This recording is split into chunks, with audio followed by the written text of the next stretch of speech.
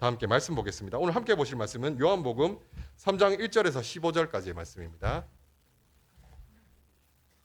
요한복음 3장 1절에서 15절까지의 말씀입니다. 신약성경 145쪽쯤에 있습니다. 요한복음 3장 1절에서 15절까지의 말씀을 다 찾으셨으면 저와 성도님들이 한 절씩 받도록 하시겠습니다. 그런데 바리새인 중에 니고데모라 하는 사람이 있으니 유대인의 지도자라. 그가 밤에 예수께 와서 이르되 라삐여, 우리가 당신은 하나님께로부터 오신 선생인 줄 아나이다.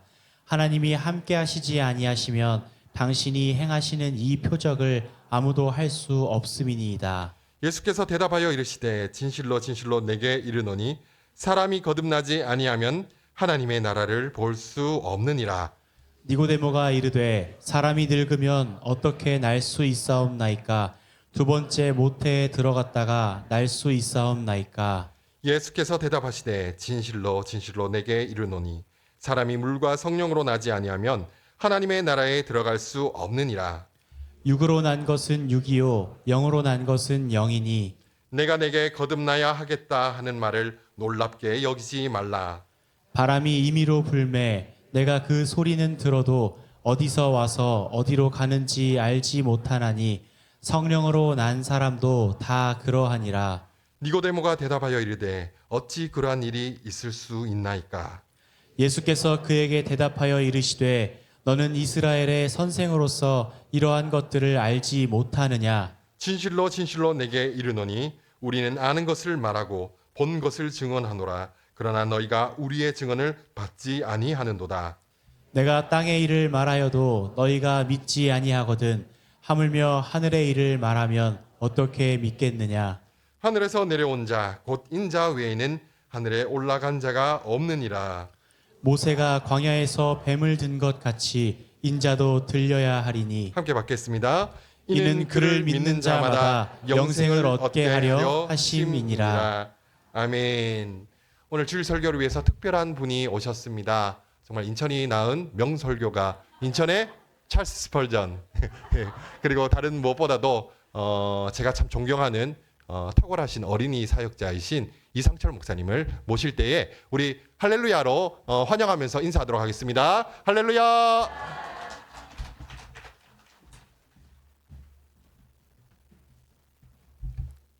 네, 왜 이렇게 요란하게 소개를 하시는지 모르겠습니다. 저희 한번 기도하겠습니다. 하나님 감사합니다. 하나님의 사랑 가운데 우리를 하나로 묶어주시니 감사합니다. 우리가 그 사랑을 온전히 세상 가운데 보이게 하시고 그 사랑으로 말미암아 하나님께 멀어졌던 그 사람들이 하나님께로 돌아오는 귀한 은혜가 있게 하여 주시옵소서. 하나님, 우리를 통하여 역사하여 주시고 우리를 통해서 이 땅 가운데 하나님의 나라를 이루어가 주시옵소서. 이 시간에 말씀을 듣습니다. 하나님, 능력 가운데 성령으로 조명하시며 함께하여 주시옵소서. 감사드리며 예수님의 거룩하신 이름으로 기도합니다. 아멘. 우선은 본인 쉬려고 사임한 교육자 설교시킨 담임 목사님의 배려와 사랑에 감사를 드립니다. 제가 느낀 거는 그런 죄책감이 들더라도 역시 노는 게 최고구나라는 생각을 하게 되었습니다. 예전에 담임 목사님은 휴가 때도 교회에서 휴가를 보내셨거든요. 그때는 이제 교육자 사무실하고 담임 목사님실하고 붙어 있었어요. 휴가를 교회로 오셨어요. 부교육자들은 죽을 마셨어요. 그때가 쉬는 때인데 담임 목사님이 거기 계시는 거예요. 그래서 이번엔 좀 깨달으셨나 보다 했는데 또 죄책감으로 또 그렇게 가놓고 사모님께서 이렇게 사진 올리시거든요. 별로 죄책감 느껴 보이지 않은 아주 신났구나 생각했는데 또 그렇게 그 부교육자를 시켜서 본인이 그런 마음이 있다라고 또 이렇게 거짓 증거하신 건 아닌가라는 생각이 들어요. 제가 그 사임한 지 이제 한 달이 됐습니다. 딱 한 달 지난 날인데요. 왜 제가 설교하러 왔는가 궁금하시는 분들 계실 것 같아서 이제 간단히 말씀을 드릴게요. 담임 목사님께서 이제 휴가를 갈 거를 계획하시고 알아보던 중에 원래 담임 목사님이 휴가나 이렇게 부재 시에는 그 권영사 목사님이 설교하시거든요. 근데 오늘 일정이 있으신 거예요. 담임 목사님이 고민하셨죠. 주일날 설교를 대신할 분들이 안 계시거든요. 한참 고민한 거예요. 누가 있지? 그때 현중 목사님이 옆에 계셨어요. 현중 목사님 뭐라 그랬냐면 그때 마침 쉬는 목사가 한 명 있습니다. 라고 하더라고요. 담임 목사님 누구냐고 물어보셨어요. 그러다가 그렇게 얘기하시더라고요. 이상철 목사입니다. 그래서 담임 목사님이 그럼 잘 됐다. 쉬니까 설교해라라고 하시더라고요. 그래서 오늘 설교는 쉬는 목사로서 준비해왔습니다. 네, 되게 서운하더라고요. 설교를 잘하니까 해라가 아니라 쉬니까 하라는 거예요. 그래서 네, 쉬는 마음으로 설교를 준비했고 그래서 그렇게 무겁지 않게 준비하려고 했는데 네, 어떻게 하다 보니까 또 네, 제가 원했던 제가 고민했던 설교를 준비하게 됐습니다. 네, 다시 뵈니까 너무 반갑고 되게 민망합니다. 네. 네. 오늘 설교는요, 제가 그동안 너무나도 고민했던 문제이기도 하고요. 사실은 신학을 하면서도 되게 고민했던 문제고, 최근까지 설교를 준비하면서까지도 고민했던 문제입니다. 그래서 아마 성도님들 중에도 많은 분들이 동일한 고민을 하지 않을까라는 생각을 합니다. 그래서 그 고민에 조금이나 도움이 되고자 말씀을 증거하도록 하겠습니다. 오늘 본문은 성도님들이 너무 잘 하시는 본문이지요. 또 설교를 통해서도 많이 들었던 본문입니다. 니고데모라 하는 한 바리새인이 예수님을 찾아옵니다. 한 밤에 찾아오는 것이죠. 이 밤에 찾아온 것에 대해서는 여러 가지 이견들이 있습니다. 그가 바리새인이니까 당시 바리새인들이 예수님과 관계가 좋지 않기 때문에 그것을 좀 조심하고자 밤에 왔다라고 얘기하는 사람들도 있고요. 어떤 사람은 다른 사람들에게 방해받지 않고 예수님과 진지하게 토론하기 위해서 이야기하기 위해서 밤에 왔다라고 얘기하는 경우도 있습니다. 이에 어쨌든 니고데모가 예수님을 찾아옵니다. 그리고 이렇게 이야기합니다. 2절입니다. 함께 읽겠습니다. 그가 밤에 예수께 와서 이르되 라삐여 우리가 당신은 하나님께로부터 오신 선생인 줄 아나이다. 하나님이 함께 하시지 아니하시면 당신이 행하시는 이 표적을 아무도 할 수 없음이니이다. 당신이 행하는 표적을 보니까 그 이적을 보니까 하나님이 함께하는 사람입니다라고 고백을 하는 거예요. 하나님이 함께하지 않으면 그런 이적이 일어날 수 없다는 거예요. 그런 기적이 일어날 수 없다는 거예요. 예수님을 보니까 하나님이 함께하는 사람인 건 맞는 것 같아요. 그래서 궁금했어요. 하나님이 과연 어떤 분이신가? 본인이 알고 있는 것이 맞는 것인가? 하나님 나라는 어떤 것인가? 묻고자 예수님을 찾아왔습니다. 예수님을 찾아왔으니까 예수님이 그에 대해서 말씀해 주실 줄 알았어요. 근데 예수님 뭐라고 말씀하시는가? 3절입니다. 다시 한번 읽겠습니다. 예수께서 대답하여 이르시되 진실로 진실로 내게 이르노니 사람이 거듭나지 아니하면 하나님의 나라를 볼 수 없느니라. 말해줄 수는 있는데 너가 말해도 알지 못할 거다라고 얘기하는 거예요. 너가 들어도 알 수 없다라고 얘기하시는 거죠. 거듭나지 않으면 귀가 있어도 들을 수 없고 눈이 있어도 볼 수 없다라고 말씀하시고 계시는 것입니다. 예수님의 이야기의 핵심이 뭐냐면 거듭나야 된다는 것입니다. 니고데모가 4절에서 묻습니다. 니고데모가 이르되 사람이 늙으면 어떻게 날 수 있습니까? 두 번째 모태에 들어갔다가 날 수 있사옵니까? 니고데모는 거듭나는 것에 있어서 문자적으로만 이해했습니다. 그냥 다시 태어나는 거, 이걸 해야 되는 거구나. 근데 어떻게 태어날 수 있지? 라고 묻고 있는 거예요. 예수님께서 그렇게 궁금증을 가지고 있는 니고데모를 향해서 거듭나는 방법에 대해서 5절에서 이렇게 말씀하십니다. 예수께서 대답하시되 진실로 진실로 내게 이르노니 사람이 물과 성령으로 나지 아니하면 하나님 나라에 들어갈 수 없느니라. 거듭난다는 것은 생물학적으로 들어갔다가 다시 태어나는 것을 이야기하는 것이 아니라 성령을 통해서 새로워지는 것이라고 말씀하고 계시는 것입니다. 성령이 우리 삶 가운데, 우리 인생 가운데 개입하시면 우리가 거듭나는 거예요. 하나님 나라를 보게 되는 것입니다. 그 하나님 나라에 들어가게 된다는 것입니다. 이 성령께서 개입하시는 것, 이것을 묵상할 때 기억났던 드라마가 있습니다. 드라마를 직접 본 건 아니고요. 그냥 유튜브에 돌아다니는 그 내용을, 짤막한 내용을 본 것입니다. 이 드라마의 제목은 슈룹이에요. 네, 슈룹은 우리 옛말로서 우산이라는 뜻을 가지고 있습니다. 드라마를 안 보신 것처럼 이렇게 다들 이렇게 하고 계시는데 저는 이게 되게 감동이 됐더라고요. 여종이 겁탈을 당해서 임신을 하게 됩니다. 그리고 이것이 발각되자마자 이 주인이, 양반 주인이 이 여종에게 다 뒤집어 씌우는 거예요. 이 상황을 보고 있던 한 여자가 물어봅니다. 어떻게 된 상황이냐? 그러자 저 계집종이 팔자를 고쳐보려고 나에게 꼬리를 친 것이고 임신을 했다고 얘기하지만 워낙 문란하다 보니 그 애가 내 아이라는 증거도 없다는 거예요. 그러자 이 여인이 이 양반의 뺨을 내려칩니다. 그러자 이 양반이 주변에 있던 종들을 시켜서 그 여인을 때리라고 얘기하는 거예요. 당장 쳐라 이렇게 얘기하는 거죠. 그래서 저 멀리서 누군가가 달려오면서 멈추라고 외칩니다. 멈춰라. 그리고 가까이 와서는 이렇게 얘기하는 거예요. 중전마마 괜찮으십니까? 아유, 감동받으셨어. 그러자마자 모두가 무릎을 꿇고 머리를 땅에 조아립니다. 이 중전마마라는 사람이 그 양반에게 이야기하는 거예요. 내가 주상에게 주청을 올려서 시시비비를 한번 따져볼까요? 그래서 이 양반이 막 비는 거예요. 용서해달라고. 이 중전마마가 얘기합니다. 용서의 대상은 내가 아니지요. 용서를 빌 사람은 내가 아니지요. 그래서 여종에게 막 미안하다 하는 거예요. 그러니까 여종이 가만히 보고 있으니까 그렇게 하는 게 불편해지기 시작한 거예요. 이 중전마마가 떠나고 나면 그 주인이 자기한테 얼마나 더 혹독하게 대할까 생각하니까 너무 암담한 거예요. 그래서 부탁합니다. 중전마마 됐습니다. 위로가 됐습니다. 그만해 주십시오. 마마가 떠나고 나면 제 인생이 더 고달파질 것 같습니다. 라고 얘기하는 거예요. 이때 그 중전마마라는 사람이 그 여종을 보면서 이렇게 얘기합니다. 내 이미 너의 삶에 개입하였다. 그리고 그 손을 잡고 일으켜주는 거예요. 그리고 품에 안아줍니다. 여종의 눈에서 눈물이 주르륵, 제 눈에서도 눈물이 주르륵.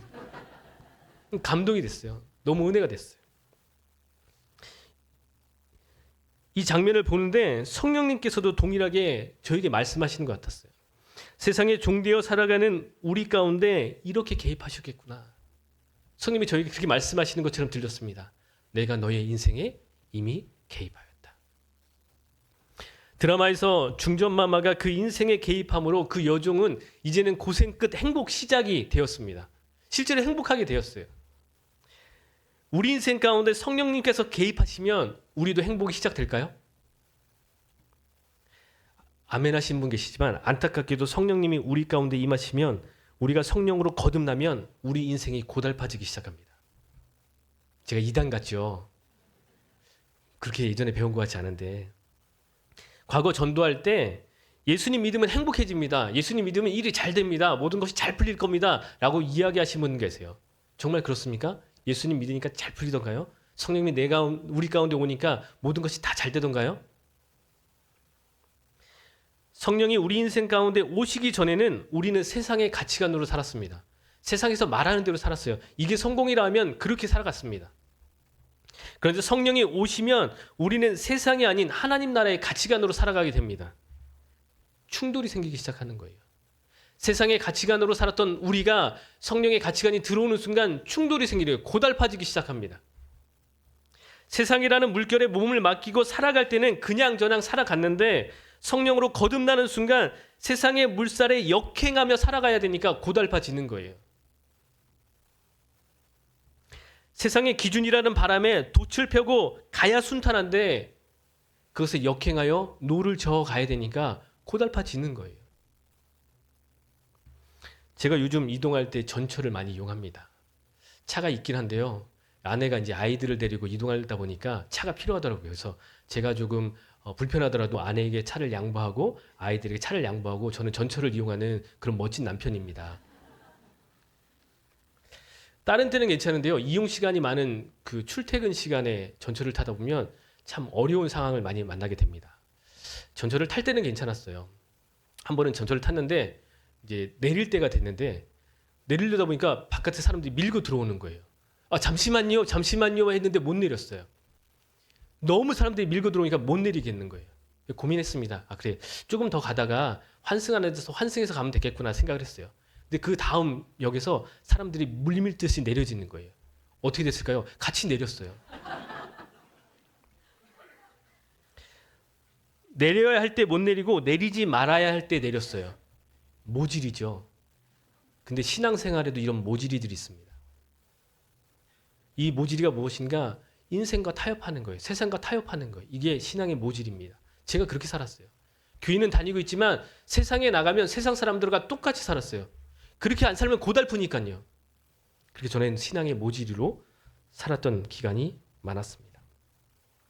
성령이 우리 삶에 개입하고 우리가 성령으로 거듭나면 이렇게 거센 흐름에 역행해야 하는 일이 생깁니다. 남들은 다 그렇게 가는데 우린 거꾸로 가는 거예요. 그래서 진정한 그리스도인으로 사는 것이 어렵습니다. 쉽다고 얘기한다고요? 그렇지 않습니다. 진정한 그리스도인으로 사는 것은 어렵습니다. 하나님께서 이스라엘 백성들을 종살이하던 땅에서 구원해 내셨습니다. 그들이 기대하던 것은 이제 고생 끝, 행복 시작이겠구나 했지만 그들의 인생 가운데 펼쳐진 것, 그들의 앞길에 펼쳐진 것은 광야였습니다. 하나님께서 그들의 인생에 친히 개입하셔서 하나님께서 먹이시고 입히시고 인도하시고 약속의 땅으로 들어가겠다 하셨는데 그 과정 중에 고난을 겪자 다시 애굽으로 돌아가겠다는 거예요. 민수기 14장 3절 말씀 함께 읽겠습니다. 어찌하여 여호와가 우리를 그 땅으로 인도하여 칼에 쓰러지게 하려 하는가? 우리 처자가 사로잡히리니 애굽으로 돌아가는 것이 낫지 아니하랴. 종살이하던 그들의 삶에 하나님께서 친히 개입하셔서 출애굽시키셨지만 종살이하던 애굽으로 돌아가겠다는 거예요. 그런데 이런 이스라엘의 모습은요, 미련한 것이 아니라 어찌 보면 당연한 거예요. 그리고 현대의 많은 사람들이 그리스도인이 되지 못하는 결정적인 이유가 바로 이스라엘 백성들이 가졌던 그 이유입니다. 세상의 가치관 속에 살아갈 때는 오히려 마음이 편한 거예요. 그냥 세상 사람들 흘러가던 대로 흘러가면 마음이 편한 거예요. 그게 좋다고 생각하는 거예요. 생각해 보십시오. 세상의 가치관 속에 살 때는 원수가 생기면 갚는 거예요. 2배, 3배, 4배. 그래야 마음이 후련합니다. 세상의 가치관으로 살 때는 나와 내 가족만 생각하면 돼요. 누가 힘들던 말던, 누가 쓰러져 있던 말던 상관 안 해도 괜찮아요. 그런데 성령께서 내 인생에 개입하시고 내가 거듭나면 원수를 갚지 않고 원수를 사랑해야 된다는 부담이 생기는 거예요. 성령이 내 인생 가운데 개입하시고 거듭나면 우리 가족이 아니라 고아와 과부와 객을 돌아봐야 된다는 부담이 생기기 시작하는 거예요. 그러면서 내 속에 갈등이 생겨납니다. 로마서 7장 23절 말씀 함께 읽겠습니다. 내 지체 속에서 한 다른 법이 내 마음의 법과 싸워 내 지체 속에 있는 죄의 법으로 나를 사로잡는 것을 보는도다. 갈등이 생겨나는 거예요. 날마다 갈등되는 거예요. 내가 성령을 모르고 성령으로 거듭나지 않았을 때는 갈등이 없었는데 이 갈등이 생겨나는 거예요. 그 답답한 거예요. 그러지 못하고 있는 내 모습에 한심해 보일 때가 있는 것입니다. 이뿐이겠습니까?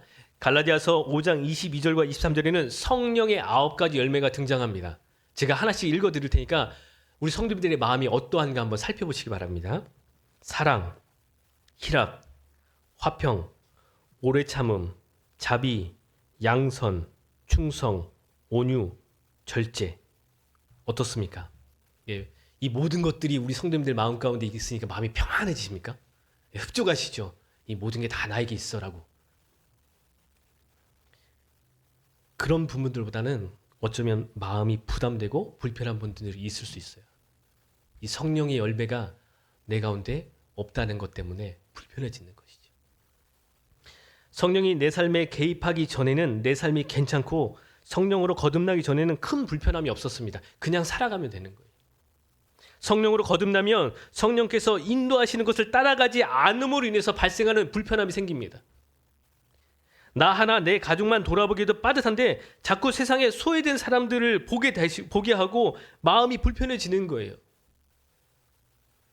예전에는 선행이 나의 자랑이었는데 이제는 선행이 당연한 것이 되었고 오히려 선행하지 않는 내 모습이 불편해지는 거예요. 이 갈등이 마음속에서만 일어날까요? 그러지 않습니다. 마태복음 10장 34절 말씀 함께 읽겠습니다. 내가 세상에 화평을 주러 온 줄로 생각하지 말라. 화평이 아니요 검을 주러 왔노라. 제가 어릴 때부터 저희 집은 제사를 드렸습니다.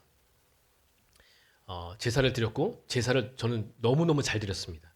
조상을 모시는 게 너무나 중요한 것이었기 때문에 저는 제사를 그 누구보다도 잘 드렸습니다. 절할 때도 정확히 무릎을 땅에 대고 오른손 왼손이 확실히 하고 작은 아버지 큰 아버지가 다 일었을 때까지 기다렸다 같이 일어나고 그런 것들을 너무나도 열심히 했어요. 그게 조상을 섬기는 거라고 그렇게 조상에게 잘 보여야 된다 그래서 너무너무 열심히 했어요. 제가 경기도 이천에 살다가 인천으로 이사 왔는데 인천으로 이사 오면서 이제 교회를 다니기 시작했습니다. 교회 갔더니 그게 죄라는 거예요. 우상 숭배라는 거예요. 그런데도 제사를 드렸습니다. 왜냐하면 제사를 안 드리면 집안에서의 갈등이 생기거든요. 혼나거든요. 저 때문에 아버지랑 어머니가 싸우거든요. 그래서 주일학교 때 제사를 드렸어요. 교회에서는 전도사님이 그게 우상숭배라고 그렇게 하면 안 된다고 얘기했지만 할 수밖에 없는 거예요. 안 그러면 갈등이 생기니까요. 엄마 아빠가 싸우니까요. 중학생이 되고 고등학생이 되면서 예수님을 인격적으로 만나고 성령의 임재를 경험했습니다. 안 되겠더라고요. 더 이상 제사를 드릴 수 없겠더라고요. 그래서 어떻게 했는가? 저를 2번 하게 돼 있거든요. 우리 큰아버지 작은아버지 저를 이렇게 2번 할 때 저는 천천히 해서 1번만 하는 거예요. 기도했어요. 하나님 2번은 안 했어요. 1번만 한 거예요. 그런데 시간이 지나니까 2도 안 되겠더라고요. 이것도 죄책감이 들더라고요. 그래서 제사를 드릴 때가 되면 문을 열고 집 밖을 나갔습니다. 제사 드릴 테니까 다 모여 라고 말씀하시면 아버지가 말씀하시면 나가는 거예요. 1시간 동안 아무도 없는 명절에 아무도 없더라고요. 아무도 없는 운동장에 가서 10바퀴 정도 돌고 집에 옵니다. 그럼 제사가 끝났어요. 아버지랑 저랑 눈이 마주칩니다. 그때부터 욕을 하기 시작하시는 거예요. 차마 입에 담을 수 없는 욕을 하기 시작합니다. 나가 죽으라고 말씀하시는 거예요. 죽지 않았습니다. 버텼습니다. 저 때문에 갈등이 시작된 거예요. 제 안에 계신 성령님 때문에 그 제사를 드릴 수 없는 거예요. 집안에 갈등이 생겨났습니다. 제가 이전까지는 이 말씀이 무슨 말씀인가 아무리 주석을 봐도 크게 이해되지 않는데 오늘 말씀을 준비하면서 확실히 깨달았어요. 이런 갈등들이 우리가 성령을 체험함으로 일어난다는 거예요. 이런 갈등과 어려움에도 굳건하게 예수님 믿고 성령의 인도함대로 살려고 하지만 그럼에도 삶이 어렵습니다. 성령이 도와주시니까 다 될 것처럼 하지만 아니에요. 어려워요. 오늘은 되는 것 같은데 내일은 또 안 돼요. 오늘은 거룩한 것 같은데 내일은 죄스러운 나의 모습을 발견하면서 또 마음이 불편한 거예요. 그래서 우리는요, 성령으로 거듭난 생활을 해보면 알게 되는 것이 하나 있습니다. 성령이 인도하신 대로 사는 것이, 하나님 말씀대로 사는 것이 잘 안 되는 거구나. 그냥 순순히 되는 게 아니구나. 어렵구나. 이것을 깨닫게 되는 것입니다. 그런데요, 성령이 개입하시고 성령으로 거듭나면 그 안 되는 것을 도전하고 싶어져요. 해보고 싶은 거예요. 안 되니까 포기하는 것이 아니라 안 되지만 해보고 싶은 거예요. 성령이 우리로 하여금 예수님의 그 사랑을 깨닫게 하심으로 안 되지만, 잘 안 되지만 그렇게 해보고 싶은 거예요. 물론 좌절하죠. 실망하게 됩니다. 그럼에도 또 그렇게 살아가고자 결심하게 되는 것입니다.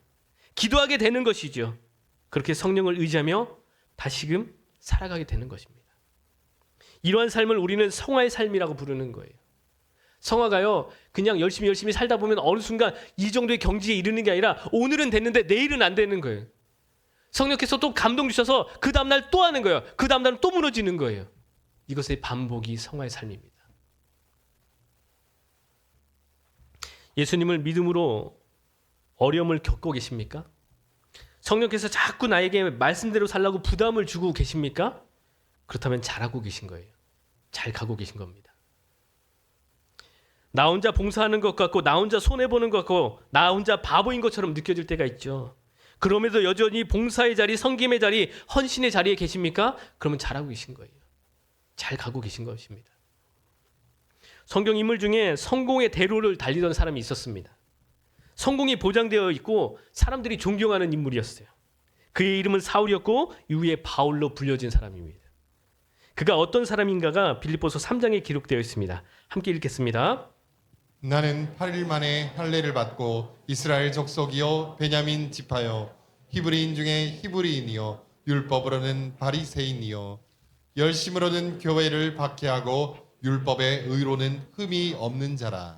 혈통적으로, 학벌적으로, 열정적으로 사람들에게 존경받고 사회적으로 성공하기에 정말 흠이 없는 그런 사람이에요.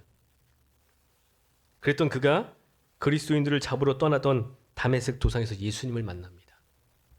그리고 그의 삶이 꼬여버리죠. 바울이 예수님을 만남으로 인해서 겪게 된 어려움에 대해서 바울은 고린도후서 11장에 기록하고 있습니다. 긴 내용인데요. 그렇게 성공의 대로를 달렸던 바울이 예수님을 만나면서 어떤 어려움을 겪게 되는지 함께 읽어보도록 하겠습니다.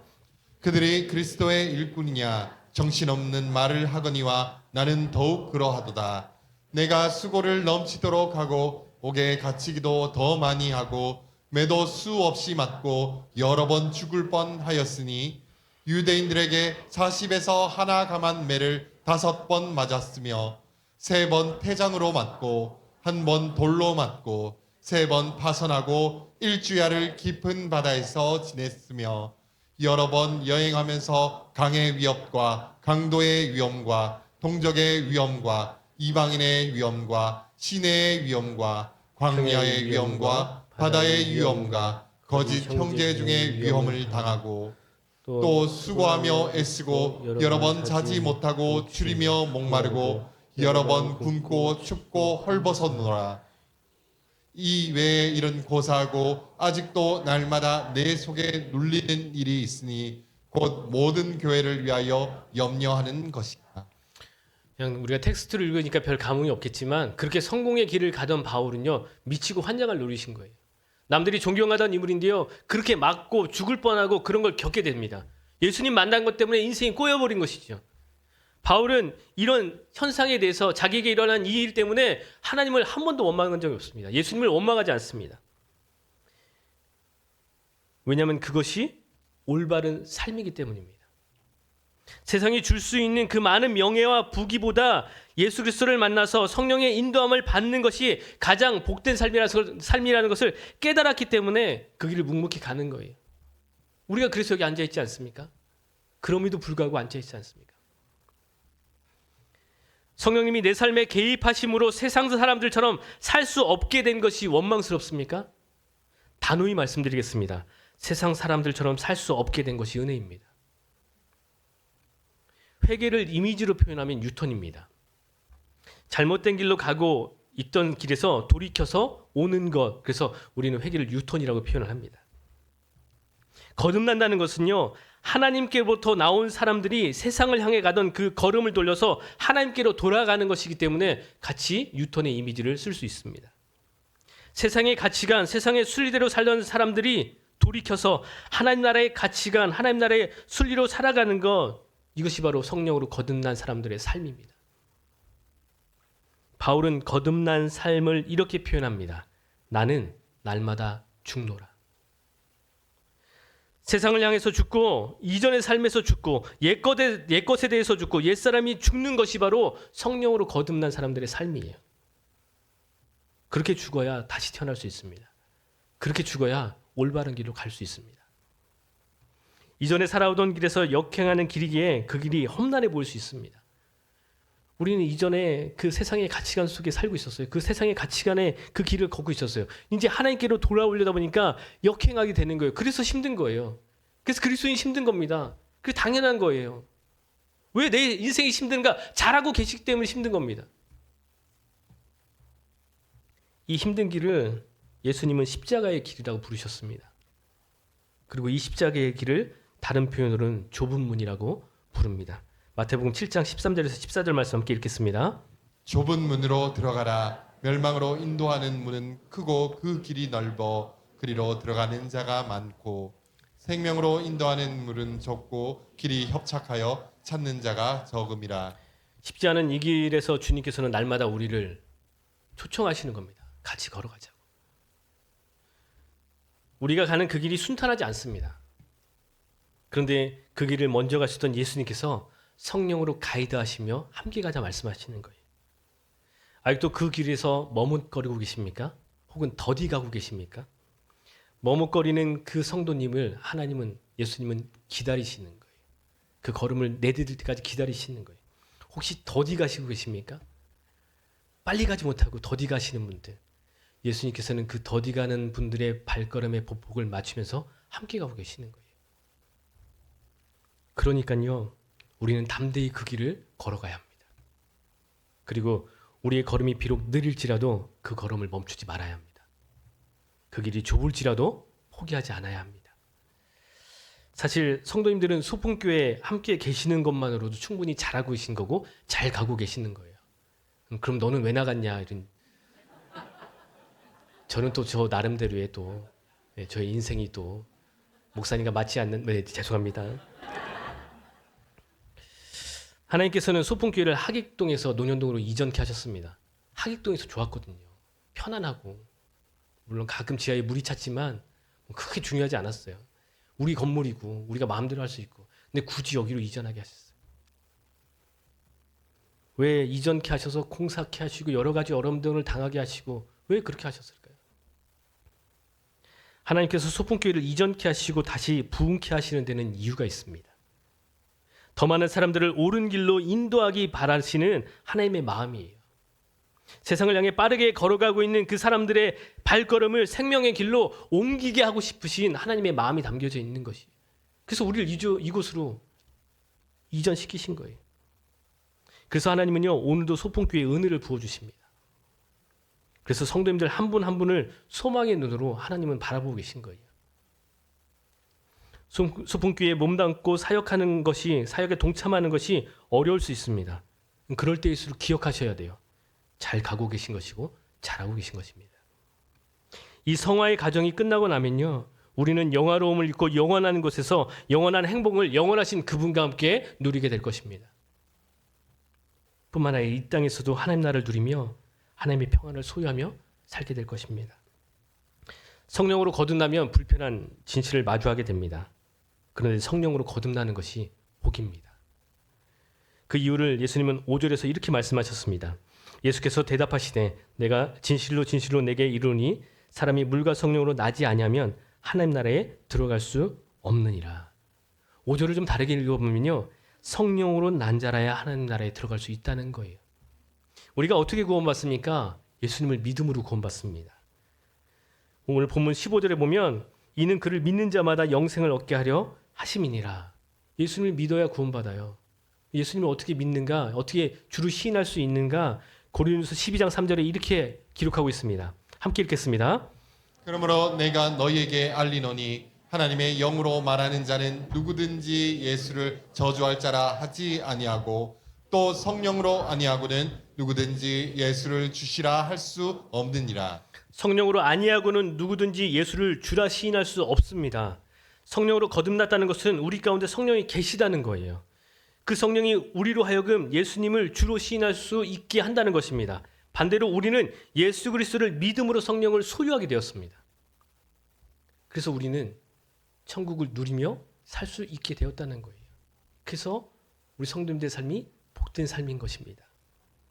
성령의 인도하심을 받는 길이 세상이 말하는 행복과 성공의 길은 아닐 수 있습니다.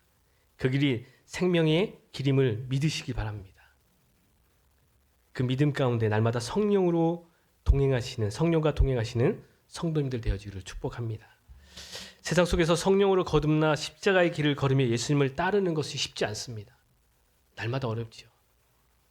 세상 사람들보다 뒤처지는 것 같고 손해보는 것 같고 사서 고생하는 것처럼 느껴질 때가 있을 것입니다. 그런데 그렇게 하는 것이, 그렇게 가는 것이 옳은 길임을 믿으시길 축복합니다. 하나님은 성도님들을 들어 세상을 부끄럽게 하실 겁니다. 세상의 가치관으로 이게 옳다고 그 길을 열심히 가고 있는 그 사람들을, 그 세상을 하나님은 성도님들을 들어서 부끄럽게 하실 거예요. 하나님은 성도님들을 통해서 이 땅 가운데 하나님 나라를 이루어 가실 것입니다. 그렇게 이루어질 하나님 나라에서 하나님은 성도님들을 통해서 이 땅을 다스리실 것입니다. 그 영광스러운 날을 기대하면서 오늘도 성령으로 충만하게 십자가의 길을 걸으시는 성도님들 되시기를 축복합니다. 기도하겠습니다. 하나님, 오늘도 눈뜨게 하시고 호흡하게 하시며 하나님 안에서 살아가게 하시니 감사합니다. 비록 이 땅에서 하나님 나라 백성으로 살아가는 것이 쉽지 않지만 이것을 당연한 것으로 여기고 담대하게 살아가기를 소망합니다. 우리를 소유하고자 모든 것을 버리신 예수님을 바라보며 우리가 세상의 모든 것들은 포기하되 주님만은 포기하지 않게 하여 주시옵소서. 하나님, 소풍교회 모든 성도님들이 성령으로 충만하게 하시고 이 땅에 하나님 나라를 건설해가는 하나님의 일꾼들 되게 하여 주시옵소서. 하나님, 소풍교회 모든 성도님들의 건강과 가정과 사업과 하는 모든 일 가운데 은혜를 부어주시고 그것을 통하여 하나님 영광받아 주시옵소서. 지금도 살아 역사하시며 우리와 함께 하시는 예수 그리스도의 이름으로 기도합니다. 아멘. 지금은 우리 주 예수 그리스도의 은혜와 하나님 아버지의 사랑과 성령의 교통하심이 하나님의 거룩한 영으로 이 땅 가운데 하나님의 나라를 이뤄갈 소풍의 모든 성도님들과 그 가정과 자녀와 북녘에 있는 우리 형제자매들 이 나라 이 민족과 온 열방 가운데 이제로부터 영원토록 함께 있을지어다. 아멘.